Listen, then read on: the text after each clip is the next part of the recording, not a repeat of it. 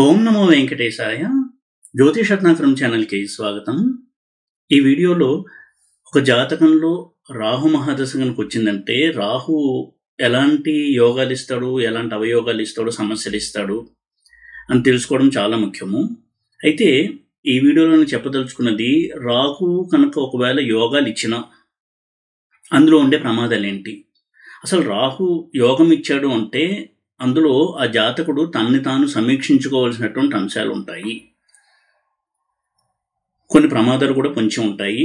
అవేంటి, అసలు రాహుని ఎలా అర్థం చేసుకోవాలి, ఇలాంటి విషయాలు కొన్ని చెప్తాను.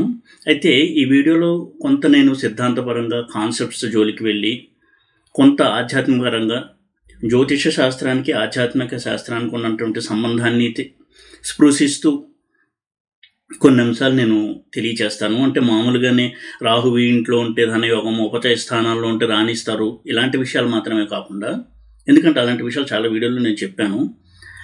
రాహుని ఎలా అర్థం చేసుకోవాలి, రాహు ప్రభావం కనుక ఉంది అంటే అది వింశోత్తర దశలో కావచ్చు, జైమిని రాశి దశలో కావచ్చు, రాహు ప్రభావం ఉన్నటువంటి దశ నడుస్తోంది అంటే ఎంత యోగించినా, అంటే ఈ రోజుల్లో పరిభాషలో చెప్పాలి అంటే ఎంత సాఫ్ట్వేర్ జాబ్ చేస్తున్నా, లేదా ఎంత మంచి ఉద్యోగంలో ఉన్నా, ఫారిన్లో ఉన్నా, అది మన పరిభాషలో యోగం అని అనుకుంటున్నాం. కాబట్టి అలా ఉన్నా కానీ ఎలాంటి ప్రమాదాలు ఉన్నాయి అనేది మనం గమనించుకోవాలి అనే విషయం తెలియజేస్తాను. చాలామంది అంటూ ఉంటాము కలియుగంలో అక్రమాలు చేసేవాళ్ళు, అన్యాయాలు చేసేవాళ్ళే పైకి వస్తారు. ఇది ఎందుకంటే ఇది కలియుగము, కలి ప్రభావం, అది మంచివారికి చోట్లేదండి ఆ కలియుగంలో అని. నిజమే, మరి ఆ ప్రభావాలు ఇచ్చేవన్నీ కూడా గ్రహాలే కదా. మరి గ్రహాలు అన్యాయం చేసేటువంటి వాళ్ళకి, అక్రమాలు చేసేటువంటి వాళ్ళకి మంచి రైజింగ్ని, ఒక స్థితిని ఎందుకు ఇస్తున్నాయి ఈ కలియుగంలో? ఇది చాలామంది అడిగేటువంటి ప్రశ్న. నా పరిశీలనలో నేను జ్యోతిష్యాన్ని ఈ కోణంలో కూడా చూస్తూ ఉంటాం కాబట్టి ఆ దృష్టి కోణంలో కొంత ఆధ్యాత్మికమైనటువంటి విషయాలు వింటూ ఉండడము, దాన్ని పరిశోధన చేయడం వలన ఇవన్నీ క్రోడీకరించి కొన్ని విషయాలు నేను తెలియజేస్తాను. ఈ వీడియో మీకు నచ్చుతుందా లేదా అనేది నాకు తెలియదు, కానీ నా అభిప్రాయాలు షేర్ చేసుకోవడం వల్ల కొంతమంది అయినా దీన్ని అప్రిషియేట్ చేస్తారేమో అనేటువంటి ఉద్దేశంతో ఈ వీడియోలో ఈ పాయింట్స్ నేను టచ్ చేస్తున్నాను. కలియుగంలో చూడండి, పైకి వచ్చిన వాళ్ళందరూ ఎలాంటి వాళ్ళు వస్తారు. ఇప్పుడు రూలింగ్ కెరియర్స్ ఏంటి కలియుగంలో అంటే, ప్రతి మనిషికి ఉండేటువంటి ఆశ తను ధనవంతుడుగా ఉండాలి, వీలైతే అందరికంటే ధనవంతుడుగా ఉండాలి, పేరు ప్రఖ్యాతులు రావాలి, అందరికంటే ఎక్కువ పేరు ప్రఖ్యాతులు రావాలి, నాకున్న పేరు ప్రఖ్యాతులు ఎవరికి ఉండకూడదు. ఇలా చాలామందికి ఉండొచ్చు, కొంతమందికి ఉండకపోవచ్చు. ఇది ఒక ట్రెండ్. అయితే వృద్ధిలోకి వచ్చేటువంటి రంగాలు ఏవి అని చూసినట్టయితే politics, real estate, movies, software, ఉదాహరణకి ఇవి ప్రధానమైన రంగాలు. ఈరోజు మొత్తం ప్రపంచాన్ని శాసిస్తున్న రంగాలు. ప్రతి వాళ్ళు కూడా ఇందులోనే ఉండడానికి ఇష్టపడుతున్నారు. పాలిటిక్స్లో మనందరికీ తెలుసు, పార్టీలు, నాయకులు ఇవన్నీ పక్కన పెడితే కొన్ని ప్రధానమైనటువంటి సూత్రాలు ఉన్నాయి అందులో కొన్ని పాతుకుపోయినటువంటి కొన్ని సూత్రాలు ఉన్నాయి. ఏమిటి అంటే, కరప్షన్ అనేది చాలా కామన్ పాలిటిక్స్లో. కరప్షన్ కూడా చేయడం చేతకాని వాడు పాలిటిక్స్లో ఏం రాణిస్తావరా అంటారు. అంటే ముందు వారికి అటువంటి ఒక మ్యానిపులేటివ్ మైండ్ ఉండాలి. ఈ రోజుల్లో నేను కృతయుగము, త్రేతాయుగం గురించి మాట్లాడట్లేదు. కలియుగంలో ఇప్పుడు మనం చూస్తున్న సమాజంలో కొన్ని ఒక 200 సంవత్సరాలు 300 సంవత్సరాలు వెనక్కి వెళ్ళక్కర్లేదు. ఇప్పుడున్న సమాజంలో రాజకీయ పరిస్థితులు ఎలా ఉన్నాయి, ఏ రాజకీయ నాయకుని చూసినా వారి చార్ట్లో ఉన్నత స్థానంలో ఉన్నారు అంటే రాహు ప్రభావం ఉంటుంది. ఎందుకంటే రాహు అంటేనే మ్యానిపులేషన్, గ్రీడ్, అంటే నేను అందరికంటే గొప్పగా ఉండాలి అనేటువంటి ఒక ప్యాషన్, చాలా తీవ్రమైనటువంటి కాంక్ష ఇచ్చే గ్రహం రాహు.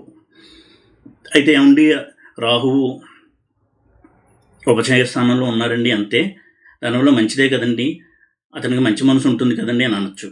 కేవలం వింశోత్తర దశో లేకపోతే స్థిరకారకత్వాలో కాదు, జైమినిలో ఏ ఆరూఢంలో ఉన్నాడు, ఏ కారకులతో కలిసి రాహు ఉన్నాడు, ఏ దశ నడుస్తుంది, ఇవన్నీ కనుక చూసినట్టయితే ఖచ్చితంగా మనకు రాహు యొక్క పాత్ర స్పష్టంగా కనపడుతుంది రాజకీయ నాయకుల జీవితంలో. అసలు రాహు బలంగా లేకపోతే వాళ్ళు ప్రముఖ రాజకీయ నాయకులు కాలేరు. ఇది ఒక రూల్గా మనం తీసుకోవచ్చు. జైమిని చాలామందికి పరిచయం లేదు కాబట్టి నేను ఎగ్జాంపుల్ చార్ట్స్లో ఎక్కువ చూపించే ప్రయత్నం చేయలేకపోతున్నాను. కానీ జైమిని పద్ధతిలో అప్పటికే నేను కొన్ని వివరించాను. మూవీ స్టార్స్ జాతకాలు కావచ్చు, కొంతమంది ఫేమస్ పర్సనాలిటీస్ యొక్క చార్ట్స్. రాహు ప్రభావం ఉంటేనే ఇటువంటి వాటిలో రాణిస్తారు. మూవీస్ అయినా సరే రాహు అంటేనే నటుడు. రాక్షసుడిగా ఉండి దేవతలకు అమృతం పంచుతున్న టైంలో స్వామివారు జగన్మోహిని రూపంలో తనను తాను దేవతగా మార్చుకుని వచ్చి రవిచంద్ర మధ్యన కూర్చున్నాడు. అంటే తనను తాను మార్చుకోవడం, యాక్టింగ్ స్కిల్స్ ఇవన్నీ ఇచ్చేది రాహువే. ఎందుకు మార్చుకున్నాడు? గ్రీడ్. తనకు అమృతం కావాలి, దేవతలకు ఉన్నటువంటి పవర్ నాకు కూడా కావాలి. దీనివల్ల ఆ నటన అనేది అతను తీసుకున్నాడు తనలోకి. కాబట్టి ఈరోజు అటువంటి నటనా రంగము, మూవీస్ ఇవన్నీ కూడా ఎక్కువ పాపులర్ అవుతున్నాయి. ఈరోజు చిన్నపిల్లలకి రాముడు, కృష్ణుడు, రామాయణం, భారతం, భాగవతం తెలియకపోయినా ఇప్పుడు ఉన్నటువంటి హీరోల పేర్లు, వాళ్ళు ఏ హీరోయిన్తో నటించారు, ఏ డైరెక్టర్తో ఎన్ని సినిమాల్లో నటించారు, వాళ్ళ కాంబినేషన్లో ఏమేమి హిట్లు వచ్చాయి, ఇలాంటి చాలా అద్భుతమైనటువంటి దివ్యమైన పరిజ్ఞానం అందరికీ ఉంది చిన్నపిల్లలకి. అది రాహు మహిమ. అలాగే ఏ రంగం తీసుకున్నా రాహు యొక్క హస్తాల్లోనే ఇవన్నీ కూడా ఉన్నాయి. అలాగే డ్రగ్స్ ఈరోజు ఎంతో విచ్చలవిడిగా పెరిగిపోతున్నటువంటి యొక్క ప్రమాదం అది. మూవీ ఇండస్ట్రీలో ఉన్న వాళ్ళు కూడా డ్రగ్స్కి దగ్గర అవ్వడము, ఇవన్నీ కూడా inter related. Movies, drugs, politics. సరే, వారికి జనబలము, ధనబలము ఉంది కాబట్టి తప్పించుకుంటున్నారు. అది కూడా రాహు మహిమే. నేరం చేయడము, నేరం నుంచి తప్పించేలా చేయడం కూడా రాహు యొక్క క్యాపబిలిటీ, అతని యొక్క శక్తియుక్తులేవి. అలాగే సాఫ్ట్వేర్ రంగము, టెక్నాలజీలో ఎప్పుడు లేటెస్ట్ టెక్నాలజీ కావాలి అనేటువంటి వాడు రాహువు.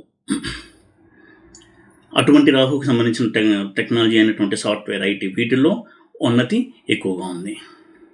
అయితే అడుగుతూ ఉంటారు, ఎందుకంటే కలియుగంలో ఇలాంటివన్నీ కూడా ఎలాగా వృద్ధి చెందుతున్నాయి?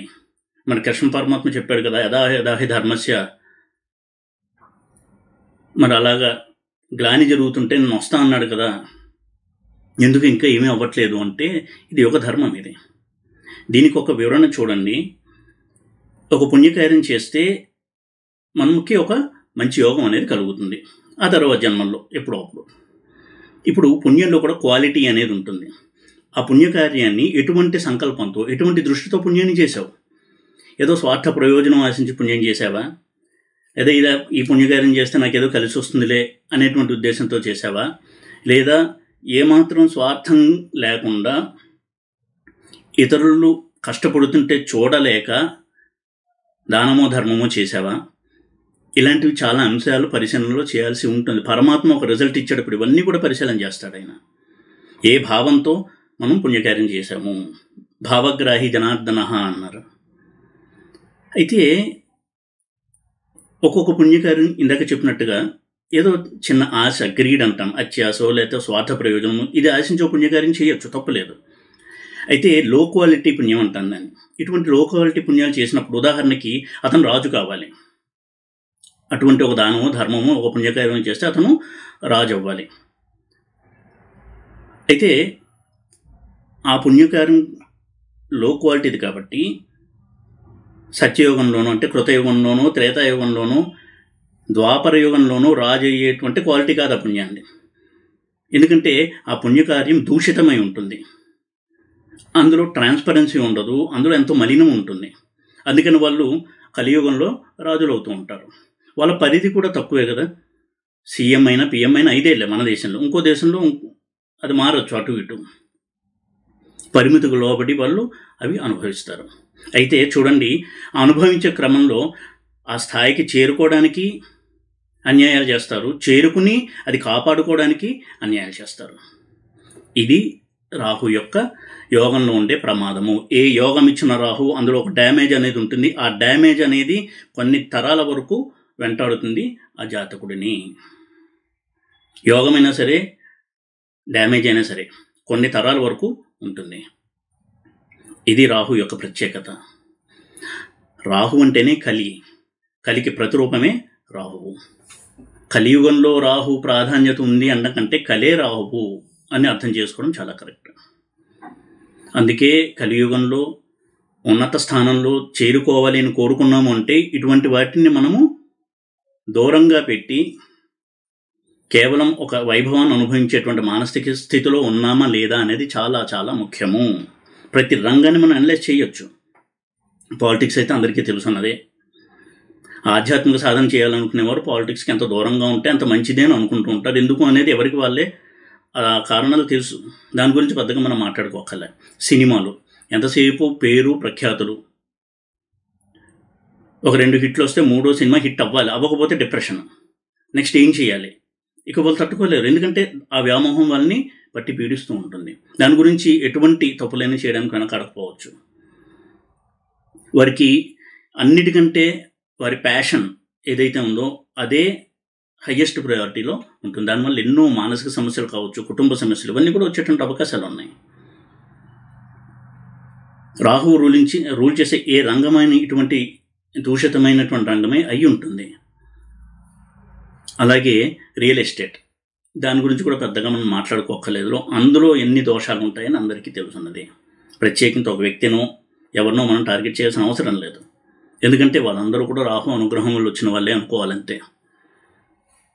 అలాగే సాఫ్ట్వేర్ ఇండస్ట్రీ, ఈరోజు సాఫ్ట్వేర్ ఇండస్ట్రీలో పనిచేస్తూ ఎన్ని వైవాహిక సమస్యలు ఉన్నాయి, ఆధ్యాత్మిక జీవితాన్ని ఎంత కోల్పోతున్నారు, ఇవన్నీ కూడా మనం చూడొచ్చు. ఎప్పుడైతే డబ్బు వెనక పరిగెట్టడం మొదలుపెట్టామో మిగతావన్నీ కూడా సైడ్ అయిపోతాయి. రాహువుకి ఎప్పుడు కూడా డబ్బే కావాలి. రాహువుకి తను రాక్షసులు అయినప్పటికీ దేవతల స్థాయి కావాలి అనుకున్నాడు. తాహతుకు మించిన కోరిక. దానికి అక్రమ మార్గంలో వెళ్ళి అమృతాన్ని సేవించాడు. అంటే మన కోరికలో ఒక దోషం ఉండి అర్హతకు మించి కోరుకోవడము, మనం కోరుకున్న దాంట్లోనే దోషాలు ఉండడము, సంకల్పంలోనే దోషం ఉండడము, ఇలాంటి ఉండి పుణ్యకార్యాలు చేసినప్పుడు రాహు రూల్ చేసేటువంటి కలియుగంలో వాళ్ళు ఫలితాలు అనుభవిస్తారు. ఇదొక వివరణ. ఇది ఎంతమందికి నచ్చుతుంది నాకు తెలియదు, బట్ పరిశీలిస్తే అర్థమవుతుంది. కలియుగంలో రాహు యోగం ఇచ్చాడు అంటే దానివల్ల చాలా ప్రమాదాలు కూడా ఉంటాయి. ఏంటండి ఈ ప్రమాదం? బాగున్నాం కదా, నేను రియల్ ఎస్టేట్లో సంపాదించాను బాగా, నాకు 25 బిల్డింగ్లు ఉన్నాయి, నిజమే. ఆ ప్రాసెస్లో ఏమేం చేసావు ఒకసారి వెనక్కి తిరిగి చూసుకోండి. ఎవరికి వాళ్ళు చూసుకోవాలి. మన మనసే మనకు సాక్షి. భగవంతుడు అంతర్యామిగా అందరిలోనూ ఉంటాడు. ఒకళ్ళకి మనం చెప్పాల్సిన పని లేదు, కోర్టుకు వెళ్ళి ప్రూవ్ చేసుకోవాల్సిన అవసరం అంతకంటే లేదు. మనందరికీ పైన కోర్టు ఉంది, అందులో అన్నీ కూడా రికార్డ్ చేయబడతాయి. మన పాపపుణ్యాలన్నీ కూడా మన సంకల్పాలతో సహా, ఈ పాపం కానీ ఈ పుణ్యం కానీ ఏ సంకల్పంతో చేశామో ఇవన్నీ కూడా నోట్ అయి ఉంటాయి. మనకి ఇప్పుడున్న సాఫ్ట్వేర్ కంటే కొన్ని లక్ష రెట్లు పవర్ఫుల్ సాఫ్ట్వేర్ పైన ఉన్నటువంటి భగవంతుడి దగ్గర ఉన్నటువంటి సాఫ్ట్వేర్. ఇలాగా కలియుగంలో రాహు కనుక యోగాన్ని ఇచ్చాడు అంటే చాలా ప్రమాదాలు ఉంటాయి. అందుకే రాహు మహాదశ వచ్చింది అంటే తనను తాను ఇంట్రోస్పెక్షన్ అంటాం, అంటే సమీక్షించుకోవాల్సినటువంటి అవసరం ఉంది. తను చేసే పనులలో ఎలాంటి దోషాలు ఉన్నాయి, తన ఆలోచనలో ఎలాంటి దోషాలు ఉన్నాయి, ఇవి ఆలోచించుకోవాలి. అతనికి మంచి ఉద్యోగం ఉండొచ్చు, వ్యాపారంలో బాగా రాణించవచ్చు, పేరు ప్రఖ్యాతులు ఉండొచ్చు. ఇవన్నీ ఉన్నా ఎప్పుడు కూడా అంతర్ముఖుడై తన్ని తాను సమీక్షించుకోవడం చాలా చాలా అవసరం. ముఖ్యంగా రాహు మహాదశ అయితే రాహుతో ప్రభావితమైనటువంటి జైమిని రాశి దశ కనుక వచ్చినట్లయితే. ఎందుకంటే రాహు పరంపరను సూచించే గ్రహం. రాహు యోగం ఇస్తే ఆ యోగ ఫలితాలు కొన్ని తరాలు ఉంటాయి. అలాగే రాహు దోషం ఇస్తే ఆ దోష ఫలితాలు కొన్ని తరాలు ఉంటాయి. దానికే పితృదోషము అని పేరు. రాహు పితృదోషం ఇస్తాడు. ఆ లీనియేజ్ అంటే ఆ పరంపర సఫర్ అవుతుంది. అన్నిటికంటే పెద్ద దోషం ఏమిటి అంటే పితృకార్యాలు చేయలేకపోవడము. గతించినటువంటి పెద్దలకి శాస్త్ర విధానంలో పితృకార్యాలు చేయలేకపోవడం అనేది రాహు ఇచ్చేటువంటి ఒక గొప్ప అవయోగము. అలా చేయలేకపోవడానికి ఎటువంటి పరిస్థితులు ఇవ్వాలో అవన్నీ కూడా చాలా అద్భుతంగా ఇస్తాడు. ఎందుకంటే అండి, మనం సినిమాల్లో చూస్తుంటాం, ఒకడికి డబ్బు కావాలి, అప్పుడు ఇంకోటి ఆశ పెడతాడు, నువ్వు అన్యాయం చెయ్యి, అక్రమం చెయ్యి, నేను నీకు డబ్బులు ఇస్తా అని. ఇక కక్కుర్తిపడి సరే పోతే పోయిందిలే, డబ్బులు వస్తాయి కదా అని మనం ఆ వ్యక్తి ఆ పాపం చేస్తాడు. అలాగా ఏదో ఒకటి ఆశ చూపితే తప్ప మనము ధార్మిక జీవనం నుంచి పక్కకి రాము. అలా ఆశ చూపించి ధార్మిక జీవనం నుంచి పక్కన తీసుకొచ్చేటువంటి గ్రహం రాహువు. ఉదాహరణకి ఇందాక చెప్పుకున్నట్టుగా పాలిటిక్స్, ఆ పదవి, ఆ వైభవం, దీని గురించి ఎలా అయినా సరే వచ్చేస్తే చాలు, తర్వాత ఏ గంగలోనూ మునిగితే పాపం పోతుంది, లేదా కుంభమేళాలో వెళ్ళి స్నానం చేస్తే పాపం పోతుంది, లేదంటే గుడి కట్టించడం, గుడికి దానం చేస్తాను, లేకపోతే శ్రీవారికి పట్టు వస్త్రాలు తీసుకెళ్తానో పాపం పోతుంది, లేకపోతే హోమం చేస్తే పాపం పోతుంది. ఎన్ని టెక్నిక్స్ ఉన్నాయో పాపాలు పోవడానికి. కాబట్టి భయపడక్కర్లేదు. పాపం చేసేసి తర్వాత డబ్బులు ఉంటే ఇంకా పెద్ద హోమం చేస్తే మొత్తం అంతా పోయి పగ పుణ్యం కూడా వస్తుంది. ఇటువంటి ఆలోచనలు ఇచ్చేవాడు రాహువు. అలాగే ఇందాక చెప్పినట్టుగా పితృకర్మలు లోపింపజేసేవాడు రాహువు. పితృకర్మలు చేయాలి అంటే కేవలం ఈ భూమిలో పెట్టినవాడు పితృదేవతలకి పితృకార్యం చేయాలంటే ఈ భూమి మీద, ఈ నేల మీద, ఈ పుణ్యభూమిలో ఉన్నటువంటి పుణ్యనదులతోనే తర్పణాలు లేదా శ్రాద్ధకర్మలు చెయ్యాలి, లేకపోతే ముట్టవు. ఇది మహాస్వామి చెప్పినటువంటి ఉపదేశం. అమెరికాలో ఉండి నేను అక్కడ తద్దినం పెడతాను అంటే ముట్టదు. మరి ఆ పరిస్థితుల్లోకి నెట్టాడా లేదా రాహువు? మనం అనుకుంటున్నాం, సరే నేను అమెరికాను, ఆస్ట్రేలియాను, యూకేనో వెళ్ళాము, ఆర్థికంగా బాగున్నాము, మంచి మంచి యూనివర్సిటీలో చదువుకుంటున్నారు మా పిల్లలు, మనం ఇక్కడే చదువుకుని వెళ్ళి ఉండొచ్చు, మన పిల్లలు బాగా చదువుకుంటున్నారు అని చాలా తృప్తిగా జీవిస్తూ ఉంటాం. మరి వారి వివాహాలు ఈరోజు ఎంతమంది ఇంటర్ క్యాస్ట్, ఇంటర్ రిలీజియన్ వివాహాలకి బలవుతున్నారో ఒకసారి ఆలోచించుకోవచ్చు. ఇదంతా రాహు ప్రభావం. పితృకర్మలు అంటే ఎంతమందికి ఇప్పుడు దాని మీద ధ్యాస ఉంది, శ్రద్ధ ఉంది. ఈ తర్వాత వచ్చే తరానికి అసలు దానికి ప్రాముఖ్యత తెలియదు. దేవతా కార్యానికంటే ఎక్కువ నిష్ఠ ఉండాలి పితృకార్యానికి. దానికి చాలా తతంగం ఉంటుంది, ఎంతో మడిగా, చాలా తడి బట్టలతో చేయాలని చెప్పారు, చాలా నిష్ఠగా చేయాలి. అప్పుడే పితృదేవతలు వచ్చి తీసుకుంటారు. అవి పితృదేవతలు తీసుకుని మన తాతలకు, తండ్రులకు ఇస్తారు. పితృదేవతలు అంటే అదొక డివిజన్. ఒక కంపెనీలో ఎలా అయితే finance division, HR division, administration division ఉంటాయో, అలాగే పితృదేవతలు అనేది ఒక డివిజన్. అది ఆ డిపార్ట్మెంట్. ఆ డిపార్ట్మెంట్లో వాళ్ళు వచ్చి మన తాతలకి, తండ్రులకి బట్టవాడా చేస్తారు, కొరియర్ మనం ఇచ్చింది. అయితే వాళ్ళు రావాలంటే చాలా పర్ఫెక్ట్గా ఉండాలి, వాళ్ళు కాంప్రమైజ్ అవ్వరు. ఇతర దేవతలైనా కాంప్రమైజ్ అవుతారు, కానీ పితృదేవతలు అవ్వరు. కాబట్టి అది చాలా శ్రద్ధగా చేసుకోవాలి. అవి ఏం లేదండి, నేను మనసులో తలుచుకున్నాను, మనసులో తలుచుకుంటే తలించుకోవడానికి ఎంతటి గొప్పవాడైనా చేయాల్సిందే. శ్రీరామచంద్రుడు కూడా తండ్రి మరణించిన వార్త వినగానే వెంటనే అక్కడ అరణ్యంలోనే శాస్త్రోక్తంగా పితృకార్యాలు చేశాడు ఆయన. ఏం పరమాత్మ కదా మరి. మనసులో తలుచుకోవడాలు, క్యాండిల్ వెలిగించడాలు, వీటితో ఏమీ జరగవు. అది కావాలంటే పితృకార్యం అయిపోయిన తర్వాత మన్నాడంతా కూర్చుని తలుచుకోవచ్చు. ఇటువంటి ప్రమాదాల్లోకి నెడతాడు రాహువు. కాబట్టి రాహు యోగించాడంటే ఒక నిమిషం ఆగాలి. నేనేమన్నా పొరపాట్లు చేస్తున్నానా, ముఖ్యంగా ఆధ్యాత్మిక చింతన, ఆధ్యాత్మిక జీవితం గడపాలి అనేటువంటి తాపత్రయం ఉన్న వాళ్ళకి ఈ వీడియో బాగా ఉపయోగపడుతుంది. ఇవన్నీ నాకు అనవసరం అండి, నాకు డబ్బు వస్తుందా లేదా, నేను ఫారిన్కి వెళ్ళాలి, వీసా వస్తుందా లేదా, నేను ఒక మంచి 3 BHK కొందాం అనుకుంటున్నాను, లేకపోతే ఒక విల్లా కొందాం అనుకుంటున్నాను, అది మెటీరియల్స్ అవుతుందా లేదా, ఇలాంటివి చెప్పండి అంటే ఈ వీడియో పనికి రాకపోవచ్చు వాళ్ళకి. దయచేసి మధ్యలోనే స్కిప్ చేసేయచ్చు. కానీ ఆధ్యాత్మిక జీవితం అంటూ ఒకటి ఉంది. మన భారతదేశ సంస్కృతిలో కలిసిపోయినటువంటి సంస్కృతి వేద సంస్కృతి. మనం వేదం చెప్పినట్టు బతకాలి అనేటువంటి, ఇంకా ఇంగువ కట్టిన గుడ్డ వంటి ఆలోచనలు ఉన్న వాళ్ళకి ఈ వీడియో కొంత ఏమన్నా ఉపయోగపడుతుందేమో అని నా చిన్న ఆశ. ఎప్పుడూ కూడా రాహు మహాదశ వచ్చిందంటే చెక్ చేసుకోండి. అప్పుడు మీరు ఆలోచించాల్సింది, నాకు డబ్బులు వస్తాయి లేదా, ప్రమోషన్ వస్తుందా లేదా, ఇవి కాదు. ఇవే వచ్చినా రావచ్చు యోగిస్తే. బట్ ఆ ప్రాసెస్లో మీరేమన్నా డ్యామేజ్ అవుతున్నారా, మీ ధార్మిక జీవనం దెబ్బతింటుందా అనేది చెక్ చేసుకోండి. అది చాలా అవసరం. మనం ఏ పని చేశాము అనే దానితో పాటుగా ఏ సంకల్పంతో, ఏ ఉద్దేశంతో, ఎటువంటి ఆలోచనలతో ఆ పని చేశామనేది చాలా చాలా ముఖ్యము. దాన్ని బట్టే మనకి ప్రతిఫలం కూడా ఉంటుంది. యద్భావం తద్భవతి. మనం ఏ ఆలోచనలో చేస్తామో అటువంటి ఆలోచనలు ఉండేటువంటి ఫలితాలే వస్తాయి. మనం ఒకరిని కష్టపెట్టి ఆనందిస్తూ ఉంటే తరువాత మనం కష్టపడుతుంటే అందరూ ఆనందిస్తూ ఉంటారు. ఉదాహరణకి ఇవన్నీ ఎందుకు చెప్తున్నానంటే, కలియుగం అంటేనే రాహువు.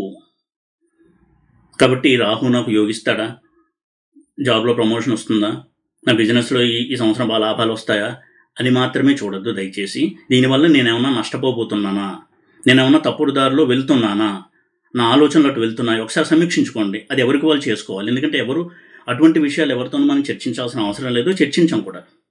ఒకవేళ చర్చించినా వాళ్ళు సమాధానం మనకి చెప్పొచ్చు, చెప్పలేకపోవచ్చు, డైరెక్షన్ చూపించవచ్చు, చూపించకపోవచ్చు. ఒక్క సద్గురువు తప్ప, సద్గురువు దగ్గర చెప్పుకోవచ్చు. కాబట్టి కలియుగంలో రాహు ప్రభావం ఉంది అంటే తప్పకుండా ఎప్పుడు జాగ్రత్త పడాలి. కులాంతర వివాహాలు, మతాంతర వివాహాలు చేయించేది రాహువే. రాహు ప్రభావం లేకపోతే ఇటువంటి వివాహాలు జరగవు. దానివల్ల ప్రమాదాలు ఎన్నున్నాయని ఎవరికి వల్ల ఆలోచించుకోవచ్చు. కాబట్టి ఈ వీడియోలో నేను చెప్పదలుచుకున్న పాయింట్, రాహు మహాదశ వస్తోంది లేకపోతే రాహు ప్రభావం ఉన్నటువంటి జైమిని రాశిదశ వస్తోంది అంటే కొంత ఆత్మపరిశీలన చేసుకోవడము, తనని తాను సమీక్షించుకోవడము, తను ఎటువంటి దారిలో నడుస్తున్నాడు చూసుకోవడం, ఇవన్నీ చాలా చాలా ముఖ్యము. ఎందుకంటే జీవుడు పాడైతే రిపేర్ చేయడం అనేది చాలా చాలా కష్టం.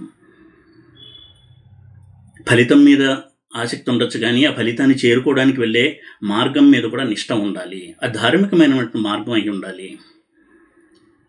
లేకపోతే ఆ కర్మలే మన్ని తర్వాత జన్మల్లో కష్టాల్లో నడిపిస్తాయి. ఇలాంటి సూచన ఇచ్చేటువంటి గ్రహం రాహువు. మన టెంప్ట్ చేస్తాడు, ప్రలోభాలకు గురి చేస్తాడు. మనం వాటికి లొంగితే ఇస్తాడు అవన్నీ కూడా ఫలితాలు. ఆ తర్వాత దానికి సంబంధించినటువంటి కష్టాలు కూడా రాహువే ఇస్తాడు. అలా కాకుండా ప్రలోభాలకు గురి చేసిన వాటికి లొంగకుండా ధార్మికమైనటువంటి మార్గంలో వెళ్ళినట్టయితే రాహువు కూడా సత్ఫలితాలను ఇస్తాడు. అది కూడా ధార్మికమైనటువంటి మార్గంలో నడిచేటువంటి జీవితాన్ని కూడా ఇవ్వడానికి సహాయపడతాడు రాహువు. కలియుగం అంటేనే రాహువు, రాహు అంటే కలి. కాబట్టి రాహు గురించి ఈ విధమైనటువంటి ఒక ఎరుక, ఒక ఆలోచన కలిగి ఉండడం చాలా చాలా మంచిది. ఇటువంటి విషయాన్ని తెలియజేస్తుంది జ్యోతిష్యము. అంతే తప్ప రాహు ఎక్కడుంటే ధనయోగం ఇస్తాడు, ఎక్కడుంటే రాజయోగం ఇస్తాడని మాత్రమే పరిమితం అయిపోకుండా కొంత విశాల దృష్టితో ఆలోచించి ఒక అడుగు, ఒక మెట్టు పైకి వెళ్ళి ఇంకొంత తార్కికంగా, తాత్వికంగా ఆలోచించడం వలన, జ్యోతిష్యం వలన, రాహు వలన మనకి చాలా చాలా ప్రయోజనాలు అనేవి ఉంటాయి. ఈ వీడియో కనుక మీకు నచ్చినట్టయితే లైక్ చేసి, షేర్ చేసి, సబ్స్క్రైబ్ చేయండి. ఓం నమో వెంకటేశాయ.